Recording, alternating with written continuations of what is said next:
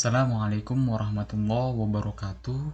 Perkenalkan, nama saya Muhammad Rizaldi dengan NIM 5213122028 dari kelas PTU.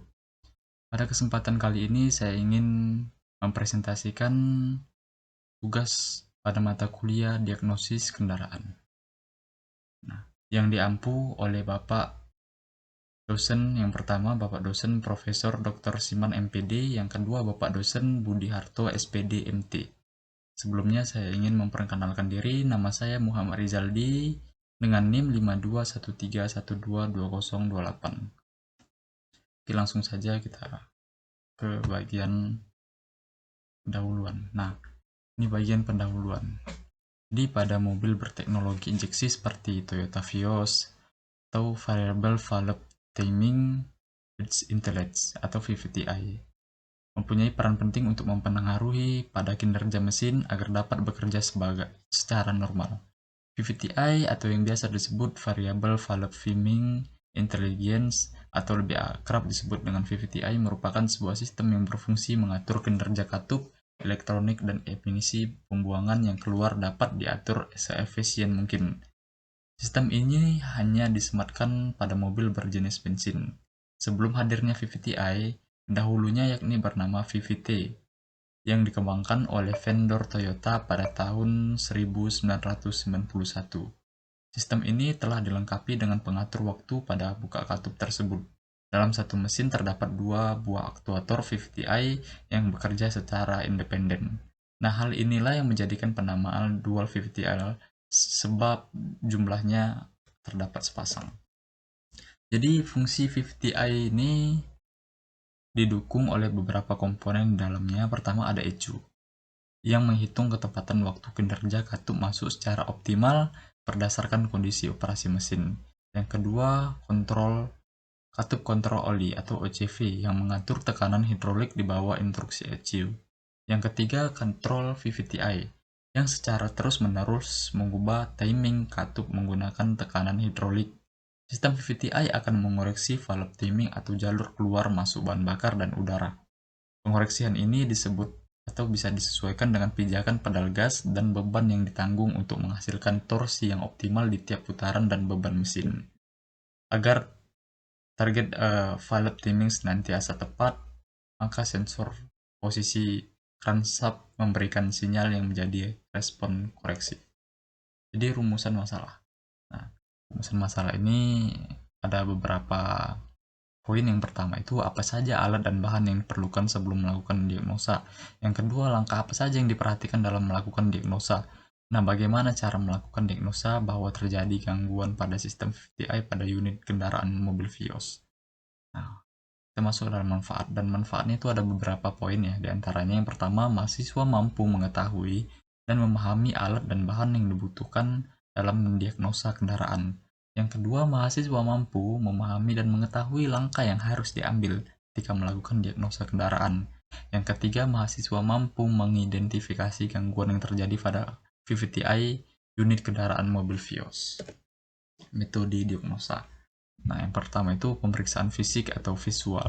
Jadi ada beberapa langkah. Yang pertama itu memeriksa kabel-kabel dan konektor yang untuk memastikan tidak ada yang longgar, rusak ataupun terputus. Yang kedua, periksa apakah ada kerusakan pada kontrol valve.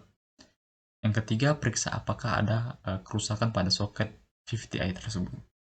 Yang terakhir, periksa pada katup apakah mengalami kebengkokan atau tidak. Nah, pemindaian kode kesalahan atau DTC. Nah, menggunakan alat pemindah OBD2 untuk membaca kode kesalahan dari sistem kendali mesin. Yang kedua, kode kesalahan yang berkait dengan sensor VVTi atau pengapian dapat memberi petunjuk tentang masalah yang mungkin terjadi. Adapun alat dan bahan yang digunakan untuk proses pendiagnosa kendaraan tersebut, diantaranya yang pertama itu ada alat.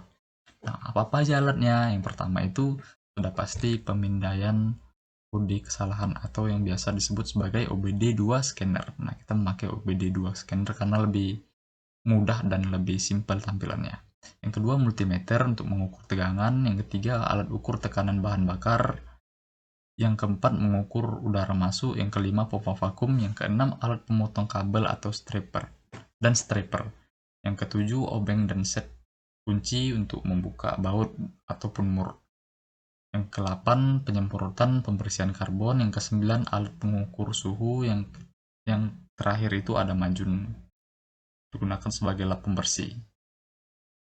Bahannya diantaranya yaitu sensor pengganti jika ada item sensor yang perlu diganti. Yang kedua, pembersih cairan seperti WD, selasi ban khusus untuk kelistrikan, gunting untuk mengelupas balutan kabel, pelumas elektrik, pembersih karbon, perekat khusus, pelumas, pembersih kontak elektrik, engine Toyota Vios, dan yang terakhir buku penoban reparasi Toyota Vios.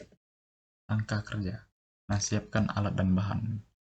Terus identifikasi nama, fungsi, dan tempat pemasangan sensor pada VVTi.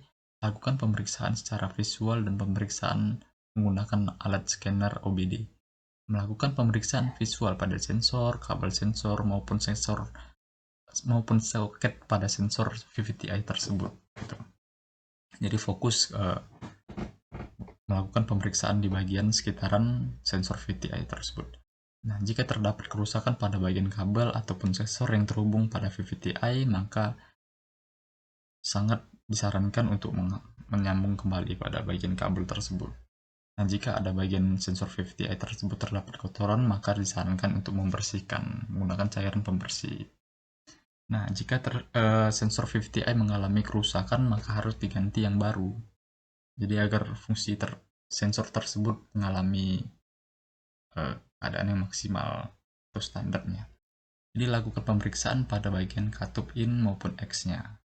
Jika terdapat celah atau kebocoran, maka kondisi tersebut harus dilakukan pembongkaran dan rataan permukaan pada bagian katup sehingga permukaan dapat rata kembali atau permukaan katup bisa dapat rata kembali dan kinerja mesin menjadi maksimal. Jadi lakukan pemeriksaan pada batang katup tersebut apakah terdapat kebengkokan atau tidak. Itu yang terakhir. Jadi kita masuk ke dalam kesimpulan. Jadi di dalam mendiagnosa pada sistem engine Toyota Vios, beberapa kesimpulan mungkin dapat ditarik setelah melakukan proses diagnosa yang tepat. Nah, berikut adalah kesimpulan yang mungkin bisa kita ambil. Yang pertama, terdapat kerusakan pada komponen katup. Jika pemeriksaan ditemukan bahwa bagian komponen katup yang bocor sehingga aliran udara maupun bahan bakar tidak bekerja secara optimal dan dilakukan yang namanya penyekuran klep untuk perataan bagian klep tersebut gitu. Nah, bagian dudukan katup juga mengalami keausan setelah kita diagnosa, dan yang terakhir pada bagian katup mengalami sedikit kebengkokan. Jadi hal-hal tersebut juga sangat mempengaruhi performa bagian mesin, terutama bagian katup yang menjalankan fungsi bahan bakar maupun udara.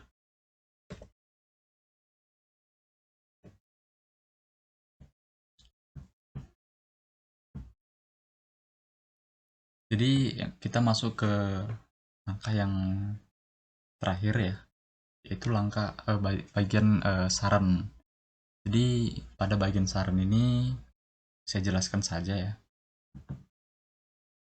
Pada bagian saran ini disarankan bagi yang memiliki unit mobil Vios, sangat disarankan untuk melakukan pengecekan perawatan secara berkala ke bengkel dan melakukan pengendaraan mobil Vios dengan baik dan benar agar kondisi engine atau mesin pada mobil Vios itu berfungsi dengan baik dan dapat tahan lama atau rusak dalam keadaan yang panjang gitu ya. Jadi tidak dikit-dikit mengalami kerusakan yang mengakibatkan pengeluaran biaya yang besar. Jadi itu saja yang bisa dapat saya sampaikan. Saya akhiri. Assalamualaikum warahmatullahi wabarakatuh.